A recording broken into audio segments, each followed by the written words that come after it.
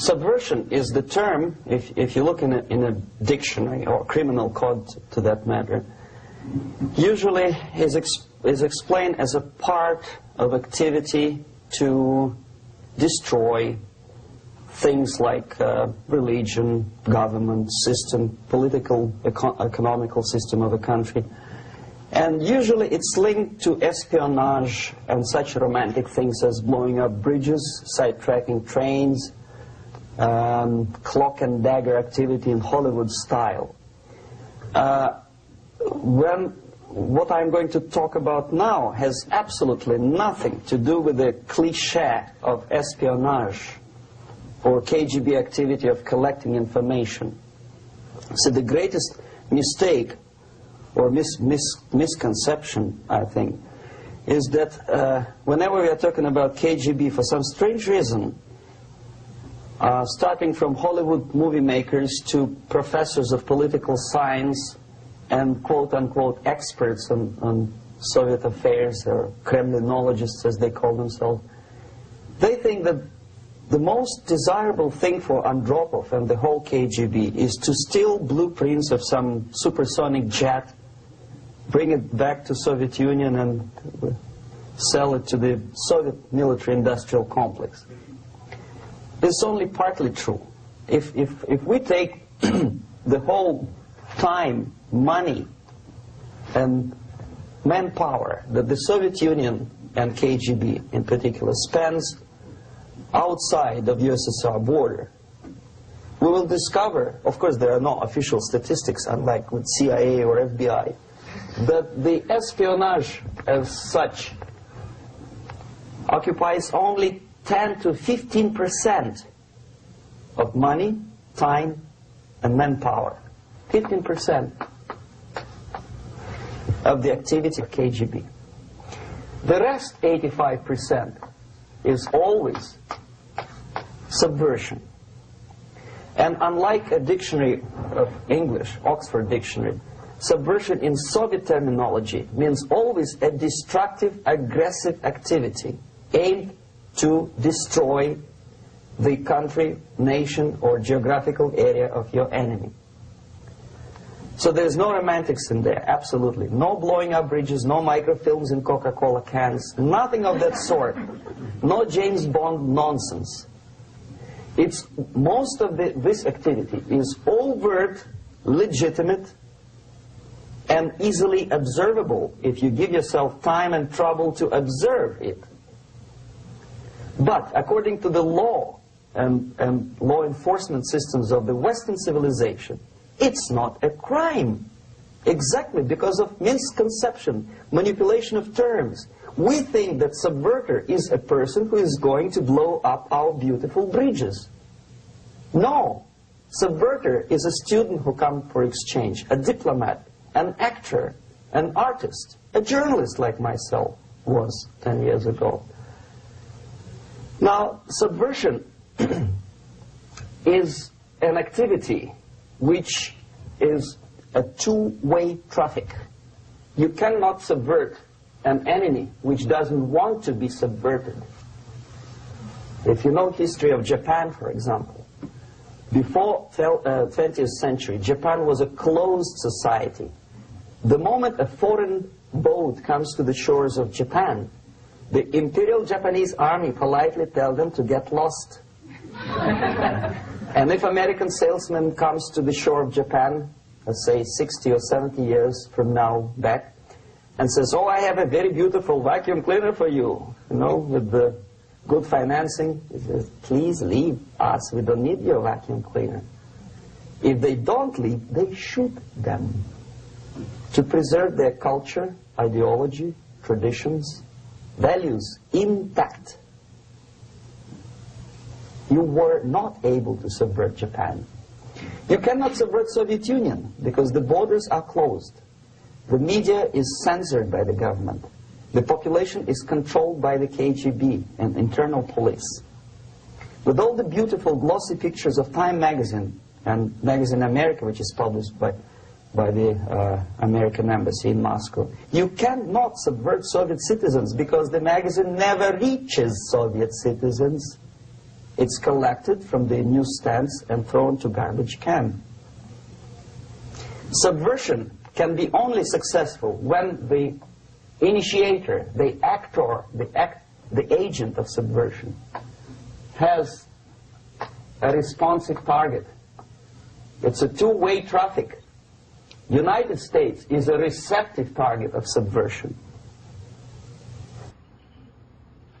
There is no response similar to that one from United States to the Soviet Union. It stops halfway somewhere. It never reaches here. The theory of subversion goes all the way back 2,500 years ago. The first human being who formulated the tactics of subversion was a Chinese philosopher by the name of Sun Tzu.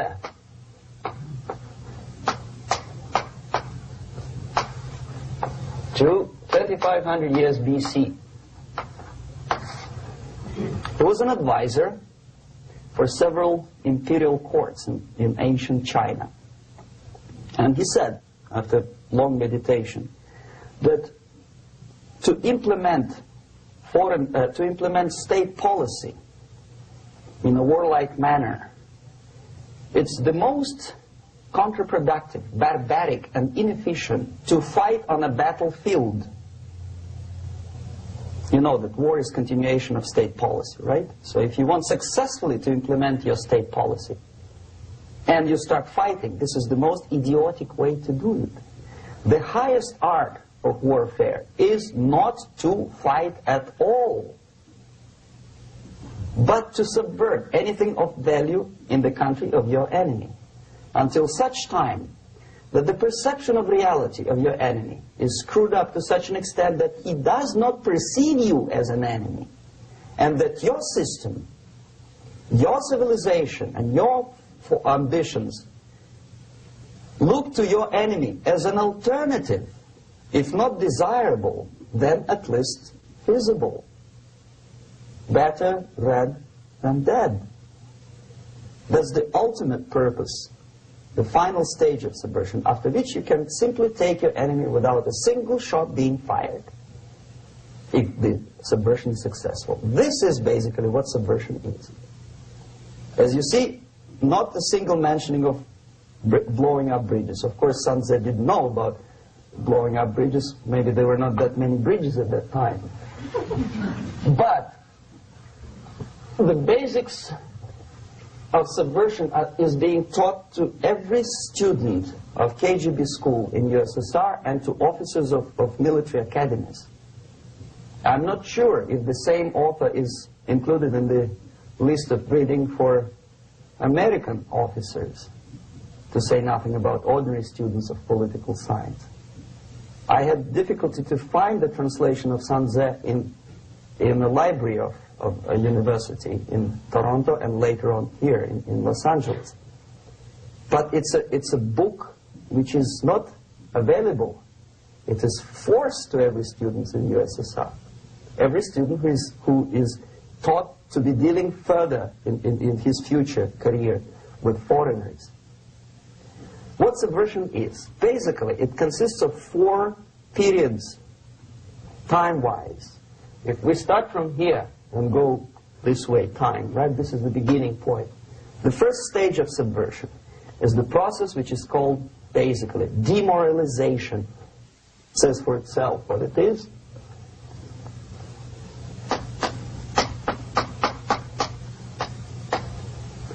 It takes from, say, 15 to 20 years to demoralize a society. Why 15 or 20 years? This is the time sufficient to educate one generation of students or children. One generation. One lifetime span of a person, a human being, which is dedicated to study, to shaping up the outlook, ideology, personality. No more, no less. Usually it takes from 15 to 20 years. What it includes? It includes influencing, or by various methods, infiltration, propaganda methods, direct contacts, doesn't really matter. I will describe them later. Of various areas where public opinion is formulated or shaped: religion, educational system, social life, administration, law enforcement system, military, of course, and labor and employer relations, economy. Okay? 5 areas. I will not write them down because we will not have enough space. Sometimes when I describe all the methods, students ask me question, are you sure this is the result of the Soviet influence? Not necessarily. You see, the tactic of subversion, about which I'm talking, is similar to the martial art, the Japanese martial art. If some of you are familiar with that tactic, probably you will remember that if an enemy is bigger and heavier than yourself, it would be very painful to resist his direct strike. If a heavier person wants to strike me in the face, it would be very naive and counterproductive to stop his blow. The Chinese and Japanese judo art tells us what to do. First to avoid the strike, then to grab the fist and continue his movement in the direction where it was before, right? Until the enemy crashes in the wall. You see? So, what happens here? The target country obviously does something wrong. If it's a free democratic society, there are many different movements within the society. There are obviously, in every society, there are people who are against this society. They may be simple criminals, ideologically in disagreement with the state policy, conscientious enemies, simply psychotic personalities who are against anything. Right? And finally, there are a small group of agents of a foreign nation, bought, subverted, recruited. Right? The moment all these movements will be directed in one direction, right? This is the time to catch that movement and to continue it until the movement forces the whole society into collapse, into crisis, right? So that's exactly the martial art tactic. We don't stop an enemy. We let him go. We help him to go in the direction we want them to go. Okay? So, on the stage of demoralization, obviously there are tendencies in each society, in each country, which are going to opposite direction from the basic moral values and principles. To take advantage of these movements, to capitalize on them, is the main purpose of the originator of subversion. So we have religion, we have education, we have social life, we have power structure, we have labor relations, unions, and finally we have law and order. 1, 2, 3, 4, 5, 6.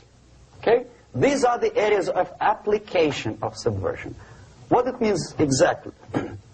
In case of religion, destroy it, ridicule it, replace it with various sects, cults, which bring people's attention, faith, whether it is naive, primitive, doesn't really matter. As long as the basically accepted religious dogma is being slowly eroded and taken away from the supreme purpose of religion, to keep people in touch with the supreme being, that serves the purpose. Therefore, replace it, accepted, respected religious organizations with fake organizations. Distract people's attention from the real faith and attract them to various different faiths. Education. Distract them from learning something which is constructive, pragmatic, efficient. Instead of mathematics, physics, foreign languages, chemistry, teach them history of urban warfare, natural food, home economy, your sexuality, anything, as long as it takes you away, okay, Social life. Replace traditionally established institutions and organizations with fake organizations. Take away the initiative from people. Take away the responsibility from naturally established links between individuals, group of individuals, and society at large, and replace them with artificially, bureaucratically controlled bodies. Instead of social life and friendship between neighbors, establish social workers institutions. People who are on payroll of whom? Society? No. Bureaucracy. The main concern of social workers is not your family, not you, not social relations between groups of people. The main concern is to get the paycheck from the government. What will be the result of their social work doesn't really matter. They can develop all kind of concepts to show to the government and to the people that they're useful. Okay. Away from the natural links. Power structure. Okay.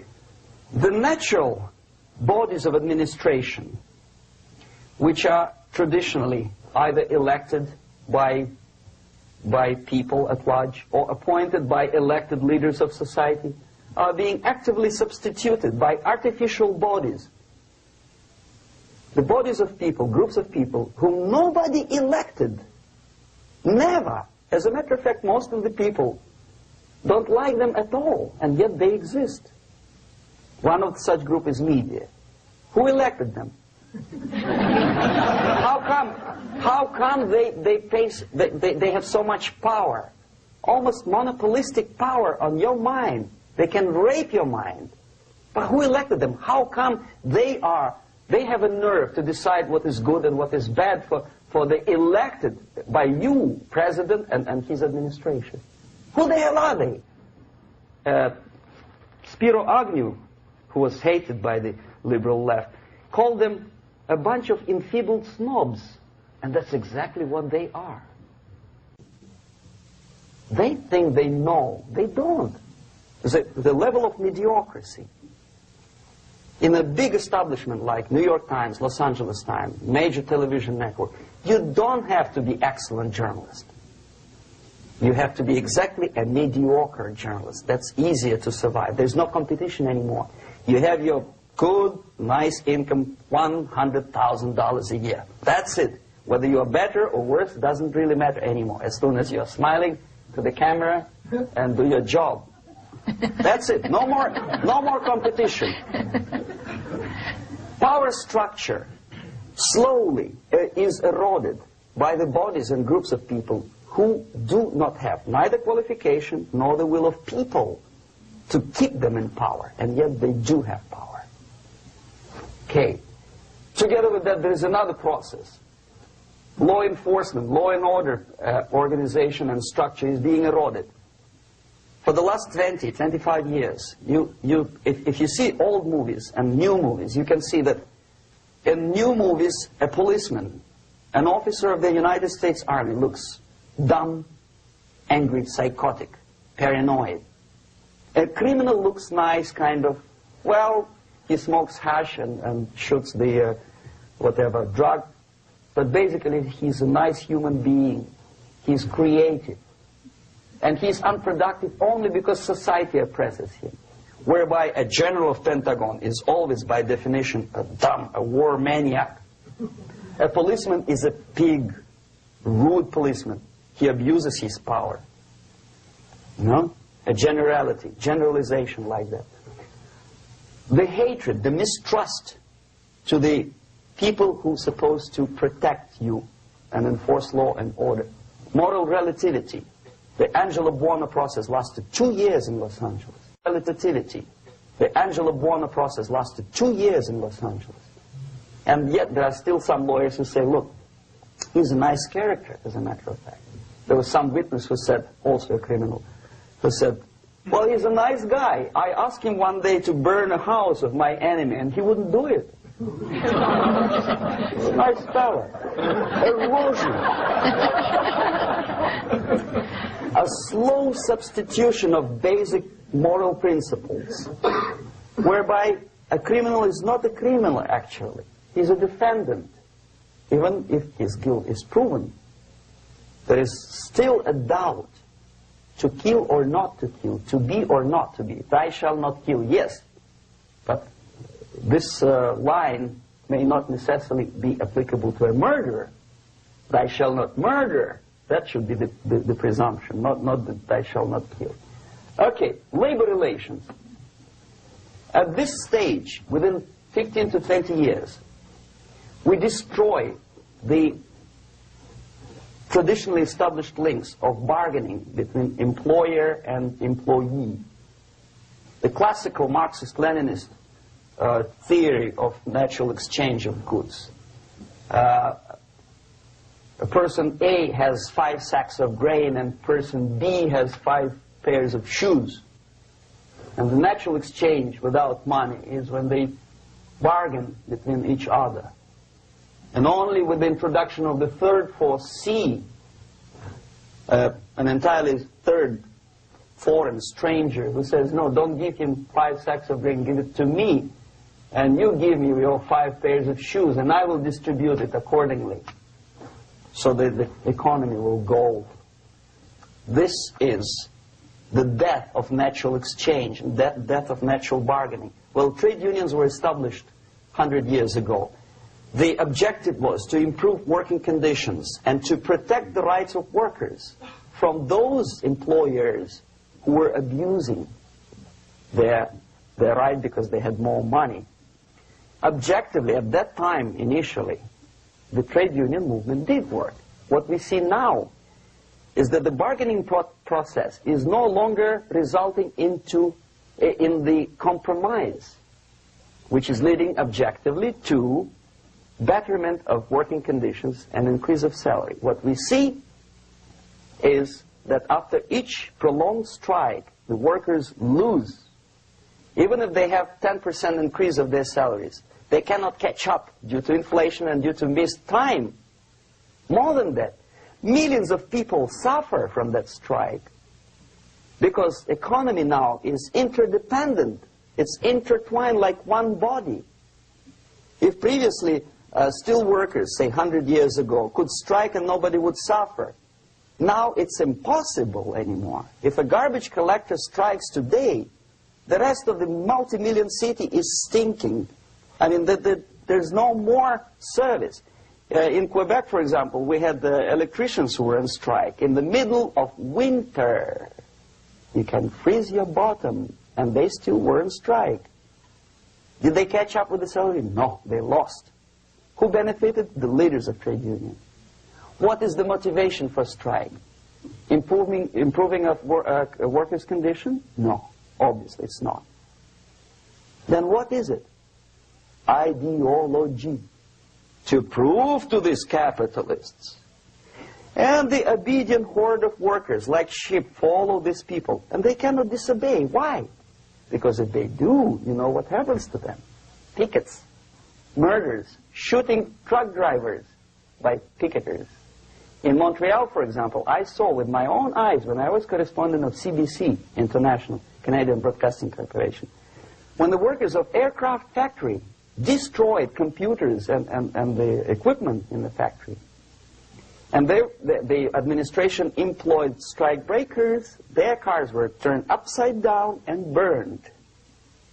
Their houses were burned. Their kids were intimidated. And some victims were there. Of that you can be sure. Why? To improve conditions of workers? No. Ideology. Okay, so this is what happens basically. It may or may not happen without the help of the Soviet Union.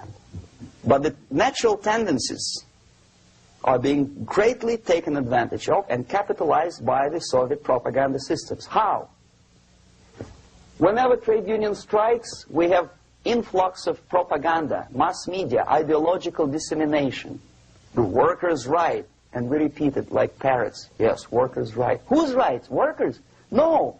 The only freedom of worker to sell his labor according to his own desire and will is taken away from him. By whom? By trade union boss. Unlimited power is given. Responsibility. I want to sell my labor not for $2.50 an hour, but for $2. I don't have right. My freedom is denied to me.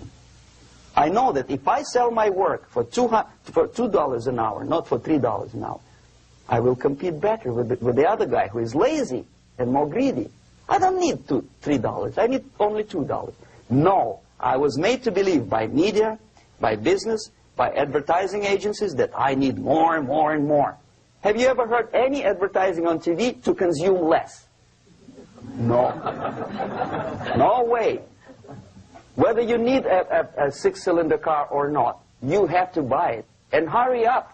When I was driving here on the local radio station, an excited announcer said, "You hurry up, rush and save, save, save. There is a 20 houses sale." Save by buying more. Of course. It would be too naive to expect that KGB makes that advertising agency to do such a crazy commercial. No, of course not. But what we did when I was working for Novosti Press, we would snow plow editorial offices, student organizations, religious groups with literature of class struggle. If not directly Marxism-Leninism propaganda, then a propaganda of a legitimate aspirations of working class, betterment of life, equality. Equality, mind you. President Kennedy once said, we will make America to believe that people are born equal. Are people born equal? Is there any mentioning in the Bible or any other holy scripture in any religion, if you don't believe me, go to the library and check it. There is not a single word about equality. Just the opposite. By your deeds, God will judge you. What you do is important. The merit of your personality. You cannot legislate equality. If you want to be equal, you have to be equal. You have to deserve it. And yet we build our society on the principle of equality. We say people are equal. We know it is false. It's a lie. Some people are tall and stupid. Others are short, bold, and clever.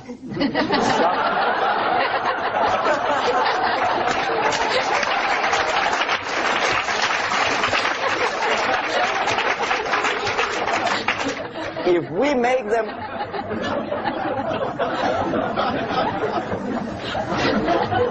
make them equal by force, if we put the principle of equality in the basis of our socio-political structure, it's the same thing as building a house on sand. Sooner or later it will collapse, and that's exactly what happens. And we, as Soviet propaganda makers, are trying to push you in the direction which you go yourself. Equality, yes, equality. People are equal. Land of equal opportunities. Is it true or not? Think about it. Equal opportunities. Should there be equal opportunities? For me and for a lazy bastard who comes here from some other country and immediately registers as a welfare recipient benefits? I never received a single dollar. No, sorry, I did receive once. But I never applied for welfare. For the 13 years, I took any job. Security guard, journalist, taxi driver, anything. Well, I was restless, but some people don't like it. They immediately. So why should we have equal opportunities? Why? The equal opportunity to excel. Equal opportunity in equal circumstances, yes, but you know people are different. To excel, yes, provided we reach the same level of excellency, perfection, which is hypothetical, distant future. Yes, maybe. But we know perfectly well that even with the best intentions, people could not be equal. Why should we have equality in the, say, legal system? Myself, I'm considering myself a law-abiding citizen, and a person who comes here to rob and shoot, say, the United States administration under Carter imported thousands of Cuban criminals. They were non-criminals, yet they were accepted. Do you think it's fair if myself and my wife from Philippines, who work like a, excuse me, horse as a lab technician in a hospital, should have the same rights as a criminal from Cuba? Why? And yet we repeat as parrots, equality, equality, equality. And the Soviet propaganda system helps us to believe that equality is something which is desirable. Democracy, as it was established by fathers of this country, of this system in the last century, is not equality. It's the system where different people, unequal people, have a chance to survive and help each other in constant competition, in constant perfection, not in equality, which is superimposed from a godfather or a nice person in Washington, D.C. And the absolute equality exists in Soviet Union, quote-unquote equality. Everybody is equal in dirt, except some people are more equal than the others in Politburo. So, the moment you bring a country to the point of almost total demoralization, when nothing works anymore, when you are not sure whether it is right or wrong, good and bad, but there's no division between evil and good, when even the leaders of church sometimes say, well, violence for the sake of justice, especially social justice, is justified in the countries like Nicaragua, El Salvador, well, maybe Rhodesia, and we listen to them and say, yeah, probably it's true. Is it true? No, it is not true. Violence is not justified, especially for the sake of quote-unquote social justice introduced by Marxist-Leninists. That is my former colleagues from Novosti Press Agency. Okay, so we reached that point. The next step is destabilization.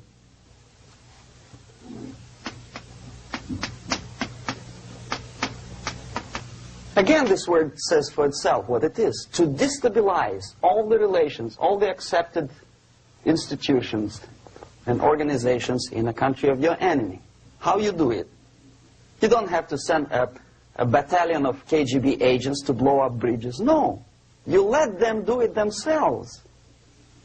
The area of application is, again, it's narrower now. Not like the previous case.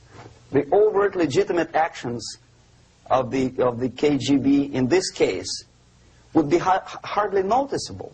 There is no crime if a professor who recently went to USSR introduces a course of Marxism-Leninism in a Californian college, for example. Nobody is going to come to his doorstep and say, okay, mister, come, you are under arrest. No, it's not a crime. It's not even considered a moral crime against your country.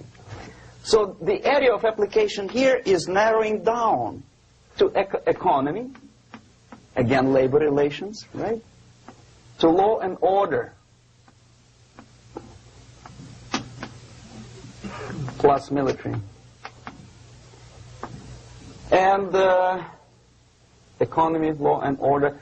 Yes, and again, the media, but wider scope, little bit different. I'll explain later. Okay, basically 3 areas. Economy. The radicalization of bargaining process. If on that stage we still could achieve, theoretically, some positive compromise between the negotiating sides with say, the arbitrary, introduction of arbitrary judges, a third side, objectively judging the demands of both sides. Here it's radicalization.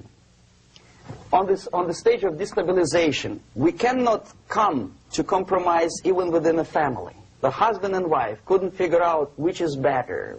Husband wants his kids to eat at the table, and wife wants a child to roam around the room and drop food all over the floor. They cannot come to compromise unless they start a fight.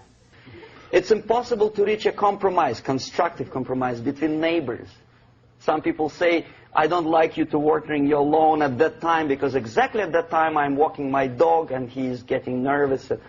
He cannot pass his bowels, you know. So they cannot compromise. They go to a civil court or something like that. radicalization of human relations. No more compromise. Fight, fight, fight. The normal, traditionally accepted relations are destabilized. The relations between teachers and students in schools and colleges. Fight. The relations between, in economical sphere, between laborers and employers are further radicalized. No more acceptance of the legitimacy of demands of workers. Unlike Japanese, with the theory Z, if you ever heard about it, where the workers are involved in the decision-making process, therefore they don't have moral incentive to fight their bosses. In the United States, it's just the opposite. The harder is the fight, the better. The more heroic they look. When the Greyhound network was on strike recently, the correspondents of local TV networks all over the United States were approaching the strikers, and they say, oh yes, we are doing something nice. They look like heroes, and they were proud. There was some family, the husband was a bus driver. Now they decided in a protest against the bosses to camp somewhere in the forest. And they were presented to the audience as a heroic, nice people. You see? The violent clashes between passengers, picketers, and the strikers are presented as something normal. 10, 15, 20 years ago, we would be angry, say, why so much hatred? Today we are not. We say, well, commonplace. Radicalization, militarization sometimes. As I explained on that stage, I took a step a little bit further. Shooting people. Okay, law and order now also is pushed into the area where previously people settled their differences peacefully and legitimately. Now we are getting with this court cases in the smallest irrelevant cases. We cannot solve our problems anymore. The society at large becomes more and more antagonistic between individuals, between groups of individuals, and the society at large. The media puts himself in the opposition to the society in general, at large. Separate, alienated. Okay? On that stage, you remember I was talking a couple of hours ago about the sleepers. That's when the students from, say, United States, if they are trained in Lumumba University, or developing nations, that's the students I was dealing with, are being sent back from the Soviet Union here. Or if they were already in the United States, in the country which is the object of subversion, they spring to action. The sleepers go up. They slept for 15 to 20 years. Now they become leaders of groups, preachers, I don't know, public figures. Prominently they actively include themselves in a political process. All of a sudden we see a homosexual. 15 years ago he did his dirty job and nobody cared. Now he makes it a political issue. A political issue. He demands recognition, respect, human rights, and he rallies a large group of people. And there are violent clashes between him and police, his group and ordinary people, no matter what. It's black against white, yellows against green, doesn't matter where the division line goes. As long as this group come into antagonistic clash, sometimes militantly, sometimes with firearms, that is destabilization process. The sleepers, many of whom are simply KGB agents, become leaders of the process of destabilization. Doesn't mean that Comrade Andropov sends Comrade Ivanov to the United States. The person who takes care is already here. He's a respected citizen of the United States. Sometimes he gets money from various foundations for his legitimate struggle for, I don't know, human rights, women's rights, kid lib, prison lib, whatever. There are sympathetic Americans who donate their money to him.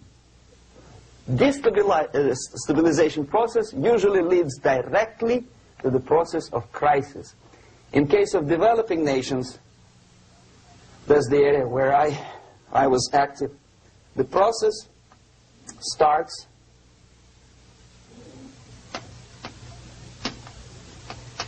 when the legitimate bodies of power, the social structure collapse. It cannot function anymore. So instead, we have artificial's body injected into society, such as non-elected committees. You remember I was talking about them here. Social workers who are not elected by people, media who are self-appointed rulers of your opinion, some strange groups which claim that they know how to lead society forward. They don't usually. All they care is how to collect donations and sell their own concocted ideology, mixture of religion and ideology. Here, we have all this artificial's body claiming power. If the power is denied to them, they take it by force. In case of Iran, for example, all of a sudden we have revolutionary committees. What kind of revolution? There was no revolution yet, and yet they had the committees. They were taking power of judgment. They had the power of execution, they had the power of legislation, and that they had the power of judicial. All of them combined in one person, who is half-baked intellectual, sometimes graduated from Harvard University or Berkeley. He comes back to his country and he thinks that he knows the answer to all the social, economical problems. Okay? Crisis is when society cannot function any more productively. It collapses, obviously. That's the word for crisis. So therefore, the population at large is looking for a savior. The religious groups are expecting a Messiah to come. The workers say, we have family to feed.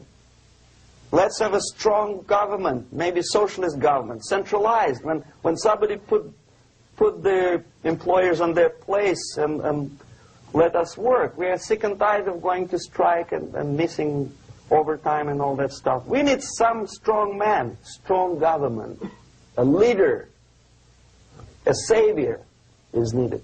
Population is sick and tired already. And here we are. We have a savior. Either a foreign nation comes in, or the local group of leftists, Marxists, no matter what they call themselves, Sandinista, a reverend or some sort, Bishop Muzureva, like in Zimbabwe, doesn't matter. A savior comes and says, I will lead you. So we have two alternatives here. Civil war and invasion. Okay? See how it goes? Civil war, we know what it is. Lebanon is the best example. The civil war, which was artificially implanted in Lebanon by injection of force of PLO, Palestinian Liberation Organization. Invasion we have in many other countries like Afghanistan, name any East European country, it was invaded by the Soviet army. But the result is the same. The next stage is normalization. Normalization is a very ironic word, of course. It is borrowed from 1968 situation in Czechoslovakia, when the Soviet propaganda and after them New York Times declared the country is normalized. The tanks moved into Prague, so there is no more Prague Spring, there is no more violence. Normalization. At that stage, the self-appointed rulers of the society don't need any revolution anymore. They don't need any radicalism anymore. So this is the reverse from destabilization. Basically, it is stabilizing the country by force. So all the sleepers and activists and social workers and liberals and homosexuals and professors and Marxists and Leninists are being eliminated physically sometimes. They've done their job already. Okay? They are not needed anymore. The new rulers need stability to exploit the nation, to exploit the country, to take advantages of the victory. Okay? So no more revolutionaries, please. And that's exactly what happens in a number of countries. You remember Bangladesh? This is the crisis in which I was instrumental. First they had Mujibur Rahman. In 1971, he was the leader of People's Party, Awami League, with mustache like Stalin. He was in Russia many times. In 5 years, he was shot by his former colleagues, Marxists. He fulfilled his function. In Afghanistan, it happened 3 times. First there was Taraki, then there was Amin, now there's Babrak Karmal. They killed each other successively, one after another. The moment he fulfills his duty, the first one demoralized country, the second destabilized, the third one brought it to crisis. Goodbye, comrades. Babrak Karmal comes from Moscow and put into the seat of power. Same thing happened in Grenada recently. Maurice Bishop, Marxist, was killed by Austin, what's his name, General something, who was also a Marxist. Right? So no more revolutions, please. Normalization now. From now on, no more strikes, no more homosexuals, no more women lib, no more kid lib, no more lib, period. Good, solid, democratic, proletarian freedom. That's it. Now, to reverse this process takes enormous effort. When today, United States had to invade Grenada to reverse the process of subversion. Some people say, boy, this is not good, it's not kosher to invade the beautiful country, island of Grenada. Well, why didn't you stop the process here, when Grenada was just approached by leftists? Why not to prevent Maurice Bishop to come in power in the first place? Did Grenadians want him? Very questionable. They didn't know who was Maurice Bishop in the first place. He came to power by coup d'etat himself. Okay? No, we let the situation develop further and further and further until the crisis and normalization very soon.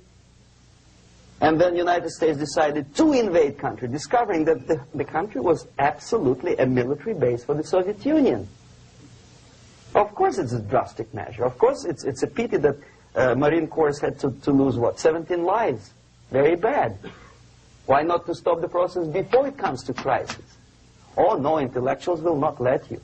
It's interference into domestic affairs. They're very careful not to let American administration to interfere in domestic affairs of Latin American countries. They don't mind Soviet Union interfere in these affairs. Okay. So to reverse this process, from here, it takes only and always military force. No other force on earth can reverse this process at this point. At this point, it does not take military invasion of the United States Army. It takes strong action, like in Chile. A CIA covert involvement to prevent the savior from outside to come into power and to stabilize country before it erupts into civil war. Country before it erupts into civil war. Okay? Support the right-wing conservative forces. Buy money, buy crooks or love, doesn't matter. Stabilize the country. Don't let the crisis develop into civil war or invasion. Oh no, your liberals will say it's against the law. The Congress will not appropriate money for covert actions of CIA. Why not? Should we wait till the normalization come and Soviet tanks land in Los Angeles airport? Now, at that point, at the point of destabilization, also the process could be reversed.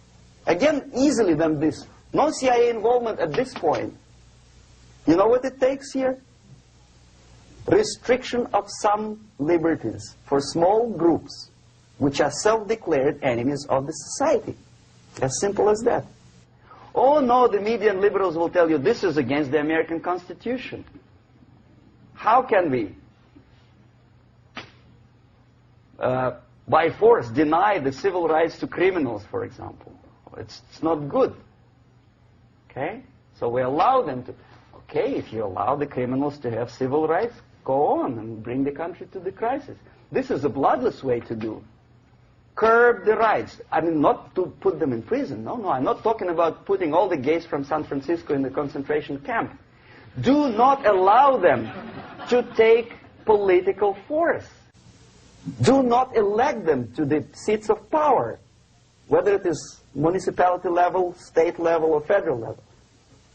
It has to be beaten in the heads of American voters that a person like that in the seats of power is an enemy. Do not be afraid of this word. It is an enemy. If he is not an enemy here, he will be here. Later on, he will be shot, of course. But at this point, he is an enemy. Okay? You are doing great service by denying him a right to capitalize on his own crazy ideas and become a powerful man, a man who uses the seat of power. Restriction of certain freedoms and permissiveness at that point would prevent sliding into crisis and probably will return the process of destabilization. To curb unlimited power, monopolistic power of trade unions, here, at that point, would save economy from collapsing. To introduce a law to stop private companies of raping public opinion's mind in the direction of consumerism. No company must have a right to force you into buying more unless you want it. There must be a law. You want to advertise your car? Okay. But not a single mentioning of buying it now and saving money. It must be against the law to force people to consume more. Self-restraint. Previously, before this process started, the self-restraint was a business of church, religion. Because our preachers, the fathers of church, would tell us, material values are good, but it's not the prime function of human being. Because you have to live with something. Obviously, the design for our life is not to consume more deodorants. There must be something greater. If such a complicated instrument as human body was created, obviously there must be some higher purpose for that. And it's very easy to avoid destabilization by denying the greedy companies one little freedom, one little liberty, forcing you into turning yourself into processors of unwanted products and goods. They turn you into machines, like the worm who there's inlet and outlet. So, and how long an average appliance lasts these days? Less than a year.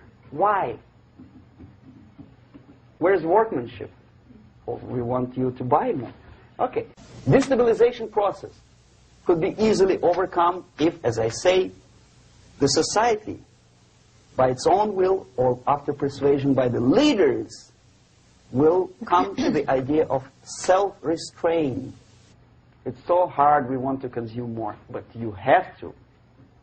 Unless you will come to this stage, when, as we say in Russia, if Sahara Desert ever becomes a communist state, there will be shortage of sand.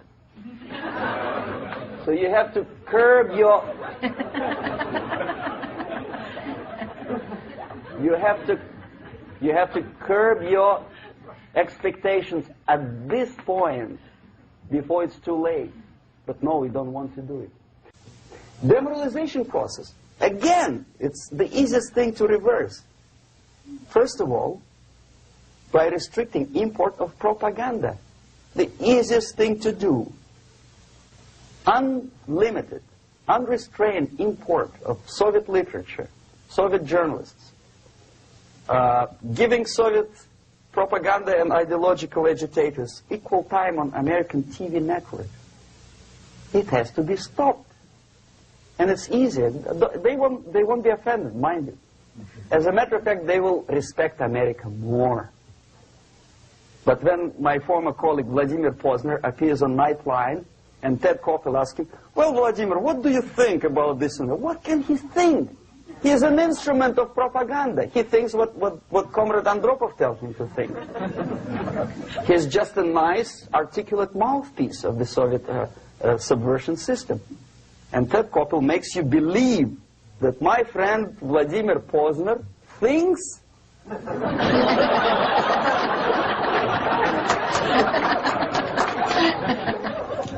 the process of demoralization may not have started at all if at that point the country, which is a recipient of subversion, actively, not violently, but actively, prevents importation of foreign ideology.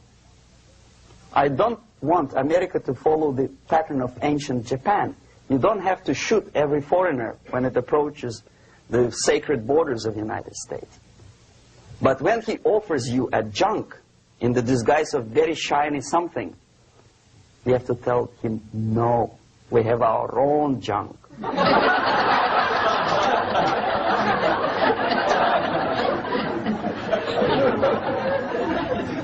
If at that point the society is strong, brave, and conscientious enough to stop importation of ideas which are foreign,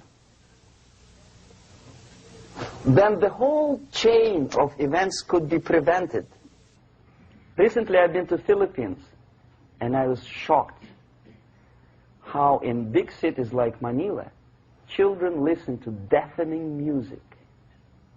A melodious nation with long traditions of good, nice ethnic music, introduced by Spanish long time ago, maybe 2 centuries, 3 centuries ago, I don't remember how. All of a sudden listen to musical garbage, blasting their radios at full blast, at full volume. Why? In India, I spent many years watching the reactions of Indians walking out of movie theaters after seeing Hollywood production. They couldn't figure out why Americans are so wasteful. They smash their cars, their shiny cars, every 5 minutes. How come they shoot each other for $500,000? Is it true that they're so obsessed with sex? Can you imagine showing a movie where each 5 minutes there's a copulation on the screen to a country like India with long tradition of respect to these private matters, or to Pakistan? And United States expect these people to respect you? No way. Oh yes, they will see the movie, they'll pay 5 rupees to see that garbage, but they walk out and will tell their kids, don't respect Americans, don't be like Americans. See? So, the process of demoralization could be stopped right here, both as an expert and as an import. And that takes one step, one very important thing to do. You don't have to expel all the KGB agents from Washington, D.C. The most difficult and at the same time the simplest answer to the subversion is to start it here and even before, by bringing back the society to religion, something that you cannot touch and eat and put on yourself, but something that rules society and makes it move and preserve it. A Soviet scientist, Shafarevich, who has nothing to do with religion, he is a computer scientist, did a very intensive research on the history of socialist countries. He calls socialist or communist any country with a centralized economy and a pyramidal style of power structure. And he discovered, actually he didn't discover it, he just brought to attention of his readers, that civilizations like Mohenjo-Daro in the river Indus area, like Egypt, like Maya, Incas, like Babylonian culture, collapsed and disappeared from the surface of Earth. The moment they lost religion, as simple as that, they disintegrated. Nobody remembers about them anymore. Well, distantly. So, the ideas are moving society and keeping mankind as society of human beings, intelligent, moral agents of God. The facts, the truth, the exact knowledge may not. All the sophisticated technology and computers will not prevent society from disintegrating and eventually dying out. Have you ever met a person who would sacrifice his life, freedom, for the truth like that? This is truth. I never met a person who said, this is truth and I'm ready to shoot me. To defend the truth. Right? But millions sacrifice their life, freedom, comfort, everything for things like God. Like Jesus Christ. It's an honor. Some martyrs in the Soviet concentration camp died. And they died in peace. Unlike those who shouted, "Long live Stalin," knowing perfectly well that he may not live long. Something which is not material moves society and helps it to survive. And the other way around. The moment we turn into 2 by 2 is 4 and make it a guiding principle of our life, our existence, we die. Even though this is true, and this we cannot prove. We only can feel and have faith in it.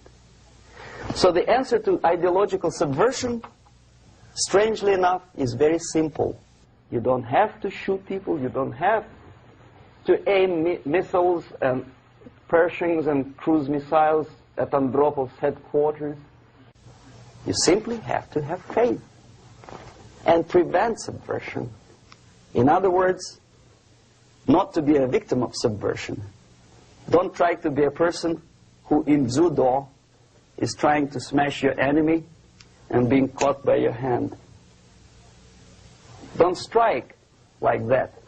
Strike with the power of your spirit and moral superiority. If you don't have that power, it's high time to develop it. And that's the only answer. That's it. Thank you.